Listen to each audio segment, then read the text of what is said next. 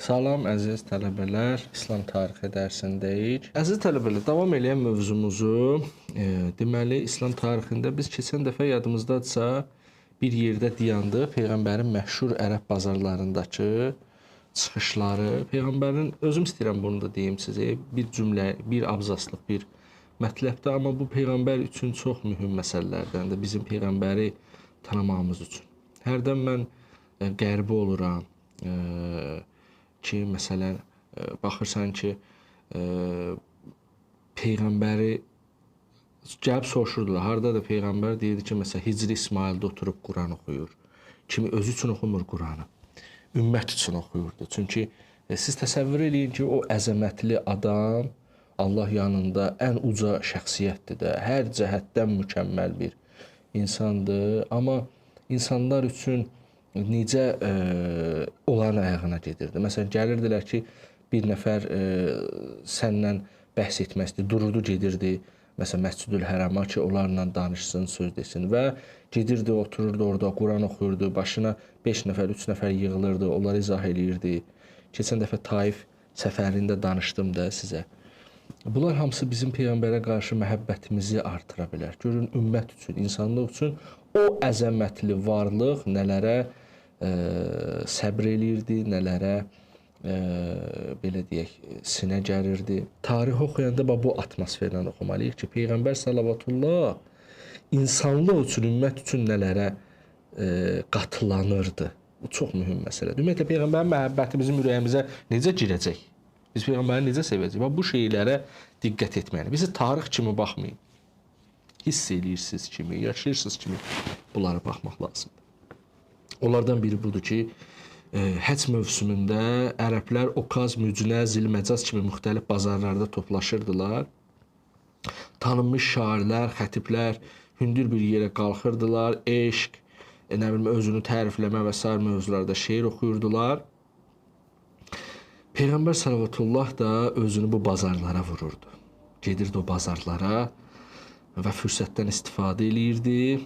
O da çıxırdı, İslama aid olan sözləri deyirdi. Bu çox qəribədir. Siz adamı çox təsirləndirir bu, təsirləndirə bilər bu. Ki, ümmətə çatdırsın deyə. Bəzən görürsünüz, bizim içimizdən gəlməz bəzi şeylər. Bizə desələr, gedin filan yerdə Quran oxuyun, bəzən heç belə uyğun görmürük, adama çox xoş olmur da bəzi. Sən bir yerə gedib bir şeyləri danışırsan ki, bilirsən ki, hamıya xoş deyil o. Hamıya şeir xoşdur. Şeirə qulaq assın, hamı şeirdən ləzzət alırdı. Amma Quran həmən cəmiyyətin əksinə təbliğatdır. Quran həmən cəmiyyətin əqidəsini danlamaqdır, Allahlarını təhqir etməkdir, özlərini təhqir etməkdir Quran. Və onlara yeni bir həyat göstərməkdir, yol göstərməkdir. Bu cəmaata xoş deyilik. Amma hər dəfə o cəmaatın o simasını görmək, onlarla bəhs aparmaq Peyğəmbər üçün nə qədər çətin idi. Amma özünü bu məclislərə vururdu. Məsələn, indi birazdan keçəcəyik. Hər vaxtı digər regionlardan həcc adamlar gəlirsə, tez gedirdi ki, kimləsə tanış olsun, kiməsə dini öyrətsin, xüsusən qəbilə başçılarından kimsə olsa öyrətsin ki, getsin, din yayılsın.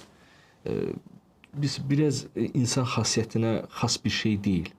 Amma bütün peyğəmbərlər, Allah hamısına öz salam, salavat, rəhmət və bərəkətini görsün. İmamlara, Allah hüccətlərinə, hamısı belə eləyiblər. Peyğəmbər salavatullah da belə eləyir.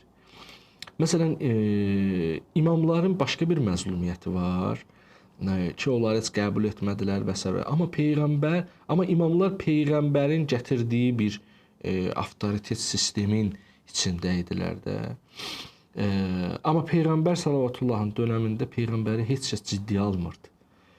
Böyük adamlar falan. Peyğəmbəri bilirdilər bu yaxşı adamdır, əxlaqlı adamdır. Amma onun qəribə sözləri cəmaata çox da xoş gəlmirdi və ona cürətlər eləyirdilər. Əbu Talib olmasaydı, lap çox cürət eləyərdilər. Həmzə, Əbu Talib olmasaydı. Elə sonradan da biz bunları gördük. Sonradan da daha çox cürət ona görə olmadı ki, ətrafındakı müsəlmanlar çoxaldılar. Amma bu şeyləri eləyirdilər. Doğrudan da Peyğəmbər üçün bunlar çətindir. Və Peyğəmbər gəlirdi orada deyirdi ki, Qulu la ilahe illallah tuflihu. La ilahe illallah deyin, nicat tapın. siz cənnəti qazana bilərsiniz. İman gətirsəz, itaətli olsaz, cənnət qazana bilərsiniz. Və belə məsələləri gündəmə gətirir. Bir dənə də hadisə var, onu da oxuyum sizə tez. Deməli, Peyğəmbər həcc mövsümündə qəbilə başçıları ilə çalışırdı ki, təkbətək görüşsün və dinin mahiyyətini onlara açıqlasın.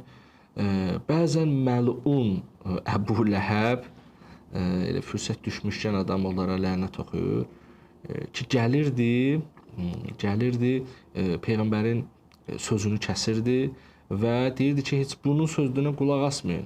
O, sizin əcdadlarınızın dinini qəbul eləmir. Dedikləri boş sözdən başqa bir şey deyil. Hamı da soruşur ki, bəs bu kişi kimdir? Deyirdilər ki, Peyğəmbərin əmisidir. Bəzən də ola bilsin özü deyirmiş ki, mən bunun əmisiyəm, elə bilsəm ki, yaxşıdır, özüm qəbul edirəm. Bu cəmaatda psixoloji bir, belə deyim, dafiyə yaradırdı. Ki, yəni bir adamın öz əmisi onun barəsində belə düşünür. Bir adamın öz əmisi onu qəbul etmir. Bax, gəlirdi belə bir ürək bulandıran sözlər danışırdı. Burada da var ki, qəbilə başçıları deyirdilər ki, onun dedikləri doğru olsaydı, qohumları ona qarşı çıxmazdı. Halbuki qohumlarından bir dənə bu və bunun kimi bir neçə nəfər idi. Burada bir hadisəni də danışırlar ki, Bəni Amir qəbiləsindən bir dəstə adam Məkkəyə gəlir və İslamı qəbul eləyirlər, amma deyirlər ki, bir şərtlə qəbul eləyirik ki, daha doğrusu İslamı qəbul etmək istəyirlər, amma deyirlər bir şərtlə qəbul etmək istəyirik ki, Peyğəmbər dünyasını dəyişəndən sonra rəhbərlik bizim qəbilədən bir nəfərə verilsin.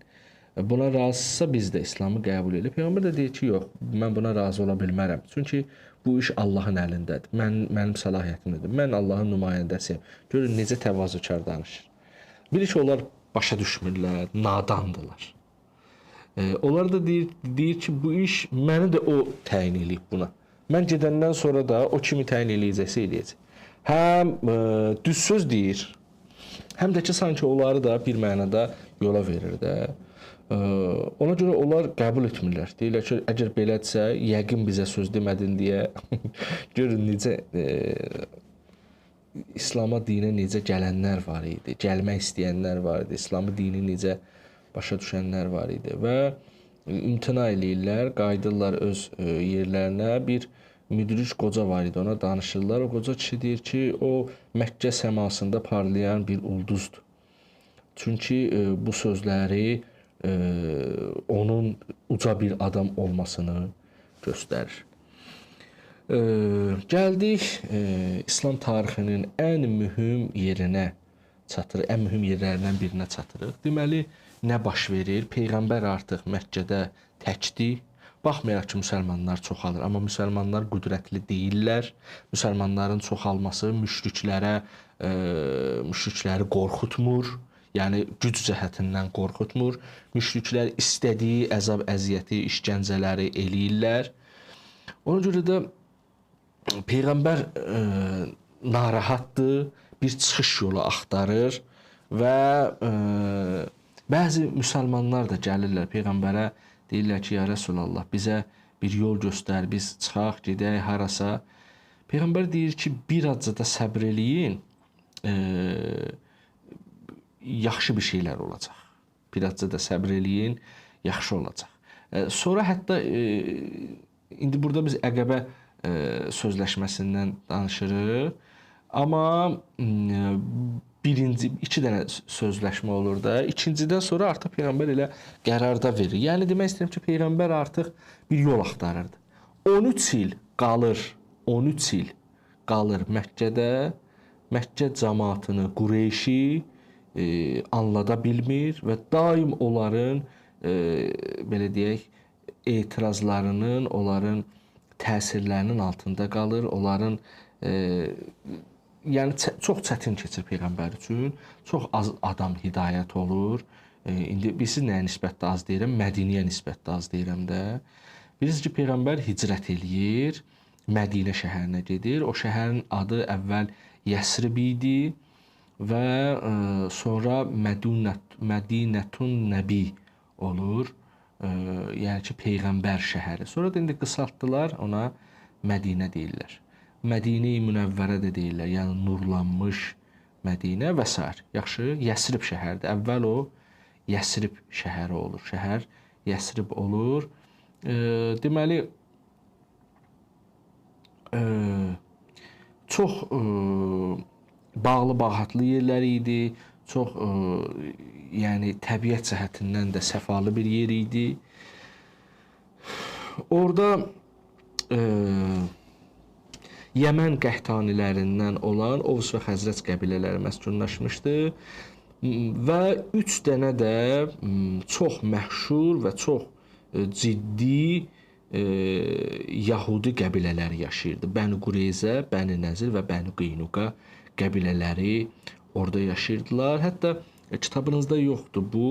Mən bunu sizə deyim ki, xəbəriniz olsun ki, onlar məqsədli şəkildə yavaş-yavaş köçüb getmişdilər Mədiniyə. Çünki onların kitablarında var idi. Onlar öz kitablarına, dinlərinə, alimlərinin dediklərinə əsasən bilirdilər ki, axirəz-zaman peyğəmbər, yəni axirəz-zaman sözünü başa düşürsüz də, o, yəni sonuncu peyğəmbər, o Mədinədə fəaliyyətdə olacaq. O Mədinədən fətihlərə başlayacaq. Onu bilirdilər deyə özləri bilərəkdən gedib orada köç eləmişdilər. İndi belə şəkildə yox ha. Əvvəl az getmişdilər, sonra çoxalmışdılar, tədricən illərlə çoxalmışdılar və oradakı həmin Ovs və Xəzrəc qəbilələrinə də yaxşı baxmırdılar. Ümumiyyətlə yəhudilər bu bütpərəstlərə, ərəblərə də, yəni onlara heç yaxşı baxmırdılar, yuxarıdan aşağı baxırdılar, qaynayıb qarışacaqları yox idi. Xüsusi özəllikləri var idi, öz bazarları olurdu, qalaları çox möhtəşəm olurdu, qaydaları, qanunları, yəni çox disiplinli şəkildə həyat sürürdülər. Və həmişə də ərəblərə deyirdilər, ərəblər bir-birlərini qırdı. Məsələn, Mədinədə Ovs və Xəzrəc qəbiləsi 100 illərlə bir-birlərini qırırdılar, özdə heç nəyin üstündə, bütün günü. Onlar amma kənarda qalırdılar, heç qaynamazdılar, qarışmazdılar və bunlara da bir məhnədə qoy elə öz sözündən geri zəkalı kimi baxırdılar, aşağı kimi baxırdılar. Çünki bütpərəst idi axı bunlar. Ərəblər bütpərəst idilər. Yəni onlar da ərəb idi təbii ki, amma bunlara da, həmin bu müşriklərə bütpərəst kimi baxırdılar və həmişə deyirdilər ki, bizim peyğəmbərimiz də gələcək. Düzdür, biz burada azlıq şəklindəyik, siz hamınız çoxsunuz, amma bir vaxt olacaq ki, bizim peyğəmbərimiz gələcək, biz bütün bu regiona və dünyaya sahib olacaq. Çünki bizim kitablarımızda bu söz keçməkdədir.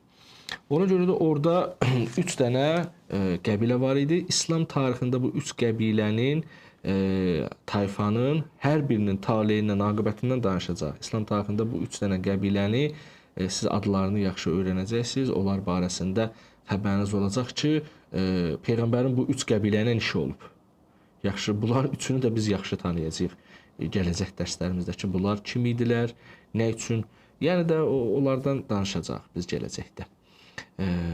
Ona görə də xəbəriniz olsun ki, onlar elə əvvəldən köçüb getmiş bir məqsədli şəkildə köçüb gedib orada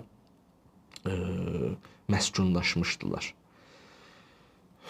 Deməli, hər il Ərəbistanın digər yerlərindən olduğu kimi Yəsribdən də cəmaat gəlirdi həcc mərasiminə. Onların özlərinə məxsus həcc mərasimi var idi. Biz əvvəllərdə danışmışıq. Onlar xüsusi paltarda etməli idilər, xüsusi qaydaları, qanunları var idi də. İbrahimdən qalma bir həcc idi, amma biraz dəyişmişdilər. Özlərinə məxsus etmişdilər onu. Belə həccə ki, gəlirdilər insanlar. Müsəlman deyil idilər, amma o İbrahim peyğəmbərdən qalma bir adət-ənənələri var idi. Gəlirdilər, həcci ziyarət edilir və peyğəmbər təbii ki, bu vaxtları dediyimiz kimi bir qənimət bilirdi və gedirdi, kimlərləsə görüşürdü, danışırdı. Peyğəmbər Məkkədə başa düşürdü ki, çətin olacaq, bunlarla mümkün deyil. Bilirsiniz, din təbliğatında da bu sosial amillər nəzərə alınmalıdır. Peyğəmbər başa düşürdü ki, mən buradan çıxmalıyam. Çünki burada münbit şərait yoxdur dinin təbliğ üçün. Ona görə də peyğəmbər ilk dəfə olaraq Taifə getdi. Keçən dəfəki dərsimiz bundan idi də. Taifə getdi çünki ora daha yaxın idi, həm də orada çox münbit bir şərait idi, amma o qəbilələrlə anlaşa bilmədi. Səqif qəbiləsi ilə heç cür anlaşa bilmədi və o cür təhqiramiz şəkildə oradan qayıdıb gəldi. Bu dəfə peyğəmbər onlarla deməli Yəsribdən gələnlərlə də görüşürdü, danışırdı. Həm elə təbliğat üçün, hardan gələn olursa olsun, onlarla görüşüb təbliğat üçün danışırdı. Amma bu təbliğatların içində bir mövzu açıldı, bir söz açıldı ki, bunlar peyğəmbərə çox yaxşı reaksiya verdilər. İndi biz danışacağıq ki, neçə mərhələdə bu şey baş verdi və peyğəmbər bunların bu reaksiyalarında yəni sanki ləbeyç dedi və sözləşmələr oldu. Ondan sonra peyğəmbər bütün müsəlmanları da götürdü. Demək olar ki, bütün müsəlmanları götürdülər. Müxtəlif yollarla qaçıb getdilər Yəsribə və bütün Yəsrib peyğəmbəri orada qarşıladılar. Bunlar oldular muhacir, yəni hicrət eləyənlər. Onlar isə oldular ənsar, yəni peyğəmbərin köməkçiləri. Bax, İslamda muhacir və ənsar sözlərini siz hər yerdə oxusaz, buradan biləcəksiniz ki, muhacir, yəni buradan köçüb gedənlər. Bax, belə bir şey axırda oldu. Amma mən onları bir-bir sizə danışacağım ki, bu işin axırı hara getdi. Ümumi olaraq bir təsəvvür yaratdım. İndi onları bir-bir danışacaq ki, yəni peyğəmbər hər yerdən gələnlərlə görüşürdü, danışırdı. Dediyim kimi, Yəsribdən gələnlərlə də görüşdü, söhbət elədi, danışdı və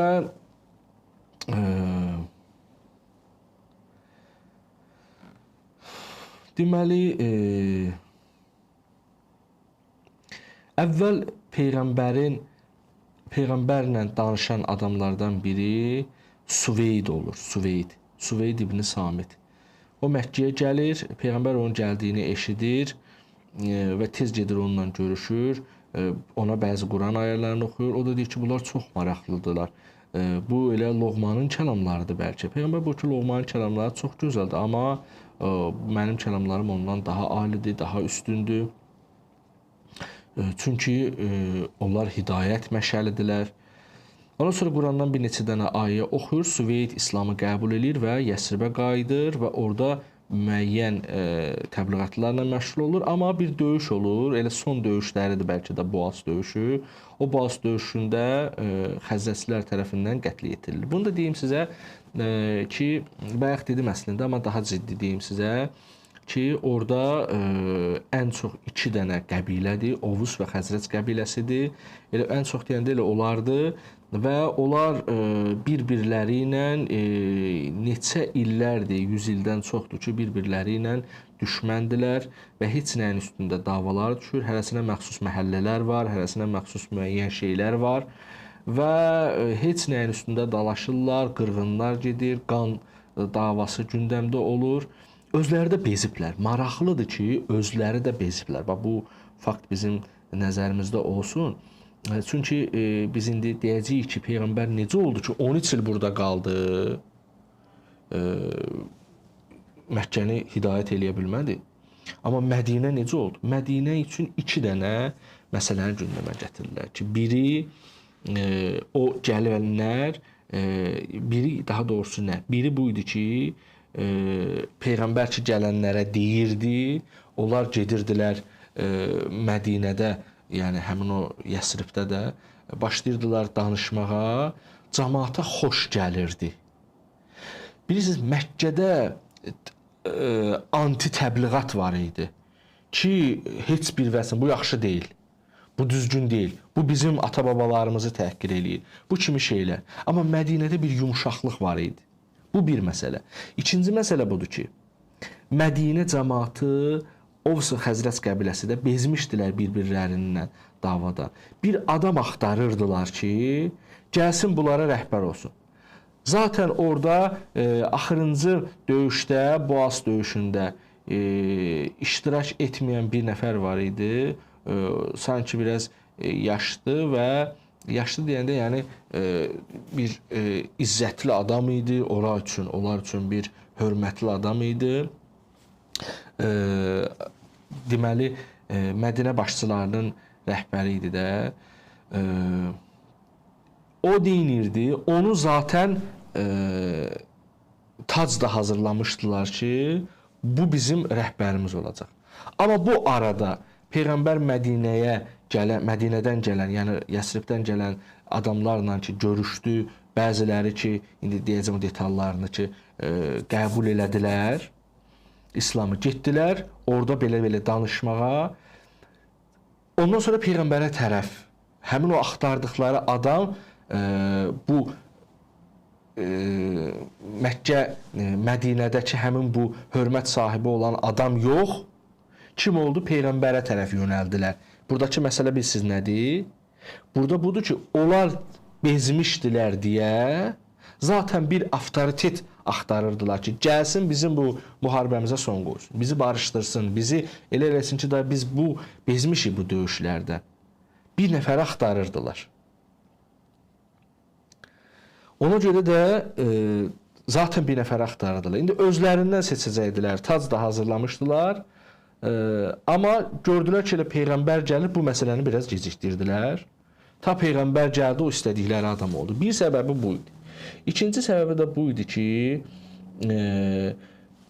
Yahudilər ki, deyirdilər ki, bizdən bir nəfər gələcək, Peyğəmbərdir də, tohidçidir. O gələcək və biz sizlərə qalib gələcəyik. Biz sizlərə ki, qalib gələcəyik, bu da Mədinə cəmaatının, Yəsrib cəmaatının zehnində idi. Elə ki, gəldilər Məkkəyə, Peyğəmbərlə görüşdülər, danışdılar, dedilər ki, o həmişə Yahudilər deyir, bir nəfər gələcək, bizim kitablarımızda var. O sənsən? Peyğəmbər dedi ki, bəli, mənəm. Ona görə dedilər ki, bizim üçün bir fürsət yaranıb, biz elə onlardan qabaq səni qəbul eləyək. Biz onlardan qabaq səni qəbul eləyək, sən elə bizim olcunan. Onlar gəlsinlər bizə tərəf. Və həm də bu məsələlər gündəmdə idi. Həm də ki, yenə deyirəm, üçüncü məsələ də budur ki, Mədinədə anti-din, anti-İslam təbliğatı yox idi. Amma müşriklər nəyə gücləri çatırdılarsa, gah cəzalandırmaqla cəmaatı qoymurdular Peyğəmbərə tərəf getsin, gah o cadugardır, gah o dəlidir, gah sehirbazdır, gah belə gəlir. Bu şeylərlə də imkan vermirdilər ki, Mədinə cəmaatı hidayət ola bilsin. Yaxşı, bunlardakı həmin o müşriklərin böyükləri, onların da bir səyi var idi ki, qəbul eləyə bilmirdilər. Yaxşı, bax bu neçə dənə səbəbdən deməli Mədinədə Peyğəmbər sallallahu daha yaxşı qarşılandı və İslam orada yetişə bildi. İslam orada İslamın toxumlarını Peyğəmbər əkdi və orada yaxşı bir bəhrə verdi. Yaxşı. Deməli ilk Əqəbə sözləşməsi necə oldu? Bax dediyimiz kimi bəzi adamlar, qoy burasını da deyim sizə. Bəzi adamlar ki gəlirdilər, Peyğəmbərlə danışırdılar. Yavaş-yavaş Peyğəmbər onlara dedikcə, dini qəbul etdikcə gedirdilər. Deməli Yəsribdə bunu təbliğ edirdilər. İlk dəfə gələnlərin içində 6 nəfər var idi ki, o 6 nəfər ən ilk dəfə gələnlər, qəbul edənlər idilər. Onlar niyə gəlmişdilər? Onlar gəlmişdilər ki, deməli Ovs qəbiləsindən idilər. Gəlmişdilər ki, Xəzrəclilərlə müharibə üçün kömək alsınlar. Burada bir çox maraqlı bir hadisə var. Peyğəmbərin yanına bir nəfər gəlmişdi. Zurara adında bir nəfər idi. Onlar gəldilər ki, Peyğəmbərin yanına yox, daha doğrusu müşriklərin yanına gəlmişdilər. Ütbə İbn Rəbiyə adında bir müşrik idi, onun yanına gəlmişdilər. İbn Zurarə daha doğrusu. Əsəd İbn Zurarə. Yanında da bir Zəkvan adında da bir nəfər var idi. Onlar gəlmişdilər, lap əvvəldə bax belə olur hadisə. Bu istəyirsə, yəni elə buradan mən danışım. Onlar gəlmişdilər ki, bəs bizə kömək eləyin. Ütbə də dedi ki, bilsən necədir, biz sənə kömək eləyə bilmirik. Həm Mədinə uzaqdır, həm də ki, bizim zaten başımız böyük bir problemə qarşı. O da soruşdu ki, nə problem? Dedi ki, bizdə bir nəfər kişi çıxıb ortaya, deyir ki, bizim Allahlarımızı təhqir eləyir, bizləri təhqir eləyir, yeni bir din gətirib və cəmaatı da cadu kimi eləyir, özünə çəkir. Xeyli də ətrafı var. Bizim neçə illərdir ki, zaten bunun üstündə bizim çabamız var. Bundan biz mübarizə aparırıq. Belə deyəndə o dedi ki, kimdir ki o? Dedi ki, bəs Haşim qəbiləsindəndir, Əbdülmüttəlibin nəvəsidir. Abdullah ibn Muhammeddir. Daha doğrusu Muhammed ibn Abdullahdır. Belə deyəndə dedi ki, bəs harda olur ki bu adam? Soruşdu, dedi ki, Hicri İsmaildə oturur, elə Quran oxuyur. Dedi, hə, yaxşı, mən onda onsuz da ümrə üçün gəlmişəm. Bunu deyəndə Ütbə başa düşdü. Ütbə dedi ki, bax, gedib qulaq asmayasan, ha. Gedib ona qulaq assan, o insanı sehirləyir və o sənə çox pis təsir edəcək və sənin də sehirlənməyinə səbəb ola bilər. Dedi, bəs onda mən neyniyim, axı ümrə eləməliyəm. Dedi ki, oradan keçəndə qulağıma pambıqlar sal və onun sözlərini eşitməsin. Dedi, yaxşı. Getdi, eşitmişsiniz də bu hadisəni. Getdi, birinci dövrəni vurdu, gördü ki, orada oturub yanında biraz adamlar yığışıb. İkinci dövrəni vurdu, üçüncü dövrədə qulağındakı pambıqları çıxardı. Dedi ki, ayıb olar ki, mən həm böyük adamam, qəbilə başçısıyam, həm də ki, mən gedib cəmaata nə deyərəm ki, məndən soruşsalar ki, belə bir peyğəmbər var idi, kimdir, nədir, sözləri nədir, mən ona nə deyərəm? Ona görə də getdi. Peyğəmbərə gəldi, salam verdi. Orada da salamda da bir məsələ var. Peyğəmbərə başqa cür salam verdi. Ənəm səbahən dedi. Peyğəmbər dedi ki, ondan daha yaxşı salam gətirmişəm mən. Allah behişt əhlinin salamını gətirib. O, əssalamu aleykumdur. Ondan sonra Əsəd dedi ki, sənin dinin nədir? Sənin dinində nə var? Məni nəyə dəvət eləmərsən? Dedi ki, Allahın təkliyinə və mənim peyğəmbərliyimə səni dəvət eləyirəm. Ondan sonra Peyğəmbərə İslamın göstərişlərindən bir xeylisini oxudu, Qurandan oxudu. O kişi də bu sözləri eşitdi. Əşhədu an la ilahe illallah, əşhədu enne Muhammeden Rasulullah dedi və dedi ki, mən gedirəm, ey Peyğəmbər, atam anam sənə fəda olsun. Mən gedirəm, amma mən özüm Xəzrəc qəbiləsindənəm. Mən orada sənin dinini yayacam, təbliğ eləyəcəm. Və bir də mən çox məsləhət görürəm ki, sən biz Ofsla Xəzrəcin arasında çoxlu problemlər var, bağlılıqlar qırılıb. Sən bizə kömək elə, biz bu problemləri aradan aparaq, biz bu problemləri həll eləyək. Peyğəmbər də dedi ki, yaxşı, buna da baxarıq. Sonra bu kişi getdi, Əsəd getdi, özü ilə gələn Zəkvanı da gətirdi və o da İslamı qəbul etdi. Bax, ilk dəfə Yəsriblə əlaqələr bax belə bu şəkildə düzəldi. Və bir il sonra həmin o Əsəd ibn Zurarə 5 və yaxud da 7 nəfərlə Məkkəyə gəldi. Bunlar sizin kitablarınızda yoxdur. Var çox qısa şəkildə, indi birazdan deyəcəyim mətləblər çox qısa şəkildədir. Bura qədər geniş deyil. Gəldilər Məkkəyə və Peyğəmbərlə Əqəbədə görüşdülər və o həzrətə yanında gələn adamlar da Peyğəmbərlə görüşdülər və ona iman gətirdilər. Ondan sonra növbəti bir ildə gəldi, Zurarə yenə də başqa bir adamlarla gəlmişdi. Bir çox başqa adamları da özü ilə götürüb gəlmişdi və bu vaxtı ikinci Əqəbə, daha doğrusu birinci Əqəbə sülhü başladı. Daha doğrusu sözləşməsi baş tutdu. 11 nəfər idi, bəziləri deyir 12 nəfər idi. 12-si Ofs qəbiləsindən idi, 10 nəfəri Xəzrəcdən idi. Birinci Əqəbə sözləşməsi burada baş verdi. Diqqət edin, bax bu Əsəd ibn Zurarənin sayəsində bu şeylər baş verir. Bu böyük hadisədir, əzizlər. Ona görə mən bunu istəyirəm bax belə ətraflı şəkildə danışım. Ki, biz qəfildən olmur da heç nə. Heç nə qəfildən olmur. Çünki Peyğəmbər dini təbii yolla, addım-addım aparır, təbii yolla aparır. Bilirsiniz, İslamın gözəllikləri budur ki, yəni İslam belə fantastik şəkildə baş vermir. İslam insanın həyatına aid olur.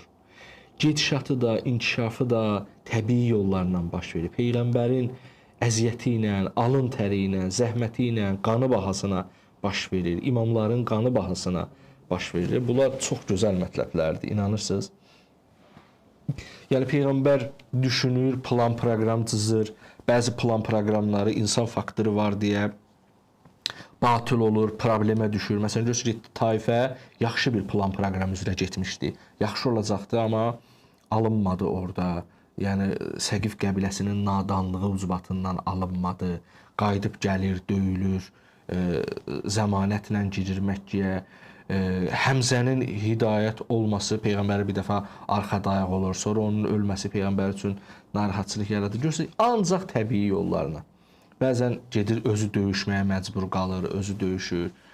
Bəzən məsləhətləşir, məsləhət alır, döyüşün belə deyək, qaydalarını, döyüşün taktikalarını ətrafı ilə məsləhətləşir. Məsələn, indi biz keçəcəyik ki, bir çox döyüşlərdə, xüsusən Xeybər döyüşündə Salman demişdi o taktikanı. Bax, bunlar gözəllikdir. Biz oxuyanda da canlı bir hadisələri oxumuş oluruq. Yoxsa hər şey bir fantastik şəkildə baş versəydi, əlbəttə möcüzələr olurdu, amma istisna hallarda olurdu. Möcüzələr də artıq təbii bir işin davam eləməsinə təkan kimi görsənirdi. Yoxsa belə deyil idi ki, hər şey möcüzə ilə həll olurdu. Onda belə olsaydı müsəlmanlar da əllərini soyub dayanardılar. Peyğəmbər hər bir şeyi canlı şəkildə etməyə çalışırdı. Hər bir şey ki, biz əməl edəcəyik, nəticə alacağıq. Əməl bərabərdir nəticə. Müsəlmanları belə öyrədirdi. Elə doğrudan da belədir.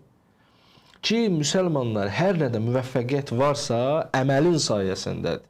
Əməl, düşüncə, ağıl, birgəlik, plan, proqram, amma dürüstlüklə, amma mərdliklə, amma batilə əl atmadan. Məsələn, Xeybərdə gedir, acdılar müsəlmanlar, onlarda qoyunlar var, o qoyunları götürməlidirlər. Peyğəmbər deyir ki, olmaz. Çünki müharibədən sonra ələ gələn qəniməti götürmək olar. Müharibə olmadan o qoyunlar bizim sayılmır. Halbuki Yahudilər onların düşmənidir. O qoyunları ala bilərdilər və vaxtı çatanda o çoban gəlir, qapını açırlar, qoyunlar girir içəri. Hətta çoban özü gəlir, deyir ki, mən bunlar hamısını sizə ixtiyarınıza verirəm. Peyğəmbər deyir ki, istəmirəm. Görürsünüz, gözəllik. Möhtəşəmdir bunlar. Vallah gözəllikdir, möhtəşəmdir. İnsanın ruhunu oxşayan bir məsələlərdir bunlar. Ona görə də Peyğəmbər yəni addım-addım aparırdı. Peyğəmbər real hərəkətlərlə gedirdi qabağa. Bax, burada belə oldu ki, 11 nəfər ya 12 nəfər gəldi, Peyğəmbər onlarla əhd bağladı ki, mən sizlə əhd bağlayıram. Özdə Minada oldu bu ki, bir neçə dənə də şərtim var. Şərtim budur ki, əgər siz doğrudan da mənim Peyğəmbərliyimi qəbul eləyirsinizsə və bizim bir iş birləşmələrimiz olacaqsa, siz bir neçə dənə məsələyə diqqət eləməlisiniz. O da budur ki, ora gedəndə şirkə yol verməməlisiniz, şirk aradan getməlidir, oğurluq edilməməlidir, zina edilməməlidir, öz övladlarınızı öldürməməlisiniz, bir də böhtan atmamalısınız. Və bu 4-5 dənə zəruri faktorları onlara çatdırdı ki, bunlar çox zəruri faktorlardır müsəlman olmaq üçün. Ki, beləliklə onlar bir zəmin hazırlasınlar. Ondan sonra Peyğəmbərdən bir nəfər də dedilər ki, indi biz gedirik, Peyğəmbərə dedilər ki, bir nəfər də bizim üçün bir təbliğatçı ver ki, biz bilmirik də, sənin yanında olanlardan birini bizim üçün təbliğatçı ver, bunu özümüzdən aparaq. Bax, bu hadisəni də ona görə danışır, bu da kitabınızda yoxdur. Adı keçir təkcə, bir də bir-iki dənə hadisəsi keçir, amma mən onun həyatından da bir-iki söz demək istəyirəm. Çünki çox təsirlidir. Musa ibn Ümeyr adında bir cavan oğlan var idi. Çox atası, anası, ailəsində çox yəni ailəsi çox hörmətli bir ailə idi. Bu uşaq da ailəsində çox yaxşı uşaqdır deyə ailəsində çox hörmətli uşaq idi. Amma İslamı qəbul elədiyinə görə ata-anası nə qədər ona deyirlərsə də o İslamdan əl çəkmir, peyğəmbərdən əl çəkmir. Bu dəfə onlar ondan üz döndərirlər. Bu cavan oğlandan ata-anası üz döndərirlər və o gəlir peyğəmbərin ətəyindən yapışır ki, ya Rasulullah, mən yəni sənnənəm. Çox əziyyətlər görür. Bir ara Həbəşistana gedən hicrət karvanı ki olur, gedir o karvandan ora. Sonra onlar qayıdıb gələndə bu da qayıdıb gəlir. Axır ki, çox çətinlikdə idi, amma peyğəmbərin yanından əl çəkmirdi. Peyğəmbərin təlimlərini çox yaxşı bilirdi, öyrənirdi. Özü də cavan uşağı idi, yəni cavan adam idi də. Peyğəmbər məsləhət gördü ki, Musəb getsin ora. Bu da elə-belə bir şey deyil idi ya. Mədinənin hidayətinə bu gedir. Özü də ki, orada böyük-böyük adamlarla, qəbilə başçılarla görüşəcəkdi. Onlara İslamı elə tanıtdırmalıdır ki, cəmaət İslamın gözəlliyini görsün və qəbul eləsin. Yəni, çox mükəmməl şəkildə təbliğatçılıq etməlidir. Həm elmli, məntiqli, həm də əxlaqlı olmalıdır, mənəviyyatlı olmalıdır. Doğrudan da Musəb belə biri idi ki, Getdi də müvəffəq oldu. İndi mən hadisələrdən yavaş-yavaş danışım. Bu hadisələr qısa şəkildə sizin kitablarınızda da var. Deməli gedir, Mədiniyyədə həmin o Yəsrib şəhərinə çatır və Musab onu Xəzrəc böyüklərinin toplaşdığı yerlərə aparır. O orada İslamdan danışır, Qurandan danışır və müəyyən məntiqi olaraq Qurana söykənilici olaraq suallara cavab verir, dini təbliğ eləyir. Bir dənə də bir hadisə olur orada. Səəd ibn Məaz Ovs qəbiləsinin böyüyüdür. Sonradan çox əzəmətli adam olur. Səəd ibn Məaz Peyğəmbər gələndən sonra. Amma bunlar hələ Peyğəmbər falan görməyiblər də. Birinci Əqəbənin sözləşməsi olub 12 nəfərlə. Sonra deyəcək ikinci Əqəbə olanda 73 nəfər gəlmişdilər. Artıq Peyğəmbəri dəvət elədilər. Bunlar gedir zəmin yaratmağa. Yaxşı, bax bu Əsəd ibn Zürarə gedir, özünə bir təbliğatçını da aparır ki, orada zəmin yaransın ki, ikinci Əqəbədən sonra, ikinci dəfə də bu sözləşmə baş verir, 73 nəfərlə bir yerdə olur bu hadisə.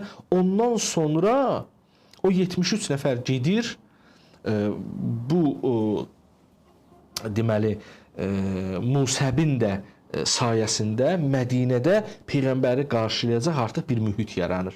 Çünki Peyğəmbər ora necə getməli idi? Peyğəmbər ora getsə hələ bilmirlər ki, kimdir. Gedib Musəbin işlərini görməlidir orada. Yaxşı, amma Musəb, Əsəd ibn Zürarə və ikinci Əqəbənin adamları artıq Peyğəmbər üçün hər bir şərait hazırladılar ki, ta ki Peyğəmbərə söz verdilər ki, biz səni gözləyirik, gəl.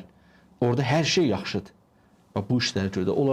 Onların təşkilatçılarından biri həmin bu Musəb ibn Ümeyr idi ki, Əsəd ibn Zürarə ilə əl-ələ verdilər və getdilər və Əsəd də bunu özü ilə aparırdı. Bax, biri bu idi ki, deməli, Ovs qəbiləsinin başçısı Səəd ibn Məazın məhəlləsinə getdilər də, onların məhəllələrinə getdilər, onların olan yerlərinə getdilər ki, onlarla danışsınlar.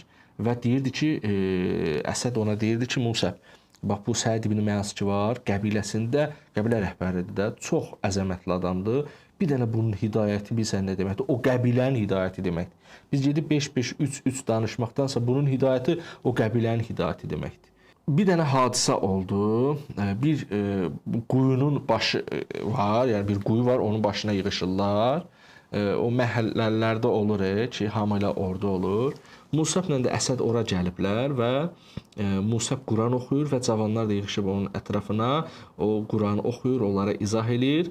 Birdən Səəd ibn Məazın qulağına bu çatır ki, Musəb adam götürüb gəlib, burada yeni bir şey təbliğatı ilə məşğuldur. Qulaqlarına çatmışdı Səəd ibn Məazın və s. Amma çox da ciddiyə almırdılar bu məsələni.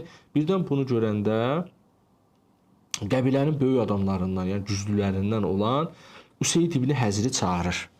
Deyir ki, Üseyd, getməlisən, get ora. Əsəd ibn Zürarə gəlib, özdə qohumdular. Əsəd ibn Zürarə gəlib, özü ilə də bir adam gətirib, Quran, zat, belə şeylər danışırlar. Onları oradan apar, denən ki, çıxıb getsinlər, bizim cəmaatımızı narahat etməsinlər. Yəni, bizim başımıza problem gətirməsinlər. Həmin o Üseyd də gəlir, onlara çatır. Bu vaxt Əsəd Üseydi görür, Musəbə deyir ki, bu adam da əslində böyük adamlardandır.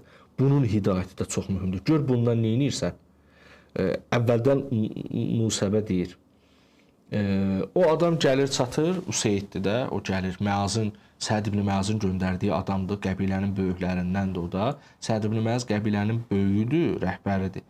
Üseyd də qəbilənin böyük adamlarından sayılır. Gəlib onlara çatır, deyir ki, xahiş edirəm ki, durun, çıxın, gedin. Elə üzünü də Əsədə tutur. Əsəd özün də, bu gətirdiyin qonağı da götürün, çıxın, gedin. Bizim məhəlləmizdə belə şeylər eləməyin, cavanlarımızı yoldan çıxarmayın. Bilirsiniz ki, Ovs qəbiləsinin qəzəbindən qurtara bilməzsiniz. Durun, çıxın, gedin. Belə ciddiyyətlə danışır, əlində də qılıncı, hər şeydə döyüşçüdür, başçıdır. Musəb deyir ki, olar ki, əyləşəsiz, bir-iki məsələ barəsində danışaq. Mən bir-iki dənə sözüm var. Bunları deyim. Sizin xoşunuza gəlməsə, mən durub gedərəm. Sizin xoşunuza gəlməsə, mən əlbəttə ki, durub gedərəm. Belə deyəndə Useyd baxdı, dedi ki, amma yaxşı söz dedin, insaflı söz dedin. Olar. Olar. Oturum görüm nə deyirsən. Xoşuma gəlməsə durub gedəcəksən də. Çünki daha başqa onsuz da variant yoxdur. Oturdular. Musəb ona Quran oxudu. Quran oxuyan kimi, görürsünüz, insanlıq belədir. Quran oxuyan kimi Useydin qəlbi dolandı. O qədər ona xoş gəldi, o qədər onun ruhunu cəzb elədi ki, elə o dəqiqə soruşdu ki, mən bu dinə keçmək üçün nə etməliyəm? Musəb dedi ki, qüsul eləməlisən və paltarını paçlamalısan ki, 2 dənə şəhadət dilinə gətirəsən, 2 dənə şəhadət, həmin əşhədə an la ilahə illallah, əşhədə ənə Muhammed Rəsulullah. Bunu dilinə gətirəsən və namaz qılasan.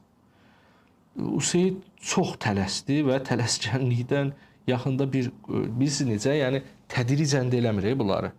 Deyir ki, bu dəqiqə nə etməliyəm? Qüsul almalıyam, paltarımı paçlamalıyam və kəlmə-i şəhadət deməliyəm və yaxınlıqda bir su var idi. Useyd elə girdi ora, paltarlı filan. Yəni biraz da tələskənlik elədi. Paltarlı filan girdi ora, qüsul aldı, ola başa saldılar, qüsul aldı. Paltarı da paçlandı orada zaten, gəldi, kəlmə-i şəhadəti öyrətdi ona Musəb və namaz da qıldı. Səd ibn Müəz də evində gözləyir.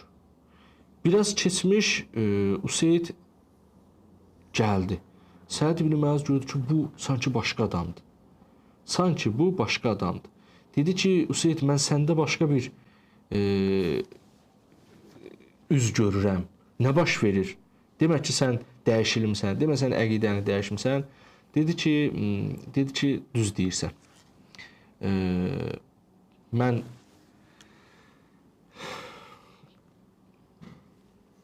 dəyişildim. Mən İslamı qəbul elədim. O cavanın oxuduğu ayələr, Quran məni tamam dəyişdi. Mən başqa adamam. Ondan sonra Səd ibn Müəz durdu ayağa, Musəbə tərəf getdi və Musəb bu dəfə ona Hamim Tənzulu Minər-Rəhmanir-Rəhim surəsini oxudu. Hamim surəsini oxudu. Oxuyan kimi Səd ibn Müəz də qəribə bir vəziyyət aldı. Hətta Musəb deyir ki, Musəbdəndir də bu hadisə deyir, Allaha and olsun ki, mən deyir, ona suranı oxuyanda o da qulağı asırdı. Deyir, bir söz deməmişdi, amma biz artıq onun çöhrəsindən İslamı oxuyurduq. O qədər dəyişim baş verirdi onda, o qədər cazibə onu çəkirdi ki, biz başa düşdük ki, bu artıq İslamı qəbul elədi. Deyir, dedi ki, qurtaran kimi dedi ki, mən nə etməliyəm? Musəb deyir, mən yenə də o sözləri dedim ki, paltarını paçlamaq lazımdır, qüsul almaq lazımdır və kəlmə-i şəhadəti dilinə gətirmək lazımdır. Və Musəb də bunların hamısı, Səd ibn Müəz də bunların hamısını yerinə yetirdi və Səd ibn Müəz getdi. Bu burasında deyim ki, elə burada gözümə sataşdı, onu da deyim ki, ondan sonra onlara dedi ki, necə istəsəz təbliğ eləyin, qorxmayın, mən sizin arxanızdayım. Yəni, narahat olmayın. Çünki bunlar hamısı döyüşkən idilər, hamısı belə öz qayda qanunları var idi. Musəb də yadelli idi bir mənada, amma dedi ki, artıq mən sizin arxanızdayım, qorxmayın və nəyə gücünüz çatırsa təbliğat aparın, biz də sizin arxanızdayıq. Və Səd ibn Müəz ən mühüm hadisə budur. Gəldi, öz qövmünü də deyim, dərsimizi yekunlaşdıraq. Gəldi, öz qövmünə bir yerə çıxdı, uca yerə çıxdı. Dedi ki, hamı bura toplaşsın. Səd ibn Müəz də nisbətən yaşlı adamdır, nisbətən təbii ki, və hamını çağırdı ora, hamı da toplaşdı, çünki onun əzəmətli sözləri var idi, yəni ümumiyyətlə əzəməti, hörməti var idi. Hamı gəldi, dedi ki, siz məni necə tanışdı? Dedilər ki, sən bizim rəhbərimizsən də, sənin sözün bizim üçün sözdür. Dedi ki, cəmaət, mən müsəlman olmuşam. Sizə də tövsiyə eləyirəm ki, siz də müsəlman olun, la ilahə illallah, Muhammed Rəsulullah deyin və İslamı qəbul eləyin. O ki, eşitmişdi, Yəhudilər deyirdilər, bir peyğəmbər gələcək falan, bu həmən peyğəmbərdir. Bunun dinini biz qəbul eləməli. Bütün qəbilə hamısı İslamı qəbul elədilər. Görürsünüz? Burada həm Musəbin məsələsi, həm Əsəd ibn Zürarənin məsələsi, görürsünüz necə vasitəçilərdir bunlar. Həm də ki, buradan biz başa düşdük ki, nə baş verir. Peyğəmbər gələnə qədər Musəb və Musəb kimilər Peyğəmbərə tamam zəminə yaradırlar. Necə olur ki, 13 il orada qalıb, orada bir şərait yaranmır Peyğəmbər üçün, amma bura gələn kimi, bura hələ gəlməmişdən artıq zəmin yaranır. Bax, mən bu təhlillərdən sizə demək istədim ki, biləsiniz ki, necə oldu. Yəni, möcüzə vasitəsilə deyil bunlar.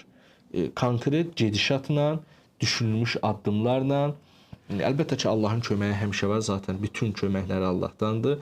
Bu şeylər baş verdi. Mən baxıram ki, saatlarımız, dərsimiz bitdi deyə da ikinci əqəbəni oxumuram. O da çox maraqlı bir hadisədir. İnşallah gələn dərsimizdə də onu oxuyaram da. Burada elə bilirəm ki, ona girə bilməyəcəyik. Mən təşəkkür edirəm sizlərə. Xoş sözləriniz üçün çox sağ olun. Allah köməyiniz olsun. Əgər sualınız yoxsa, inşallah gələn dərsimizdə görüşəcəyik. Təşəkkür edirəm, sağ olun.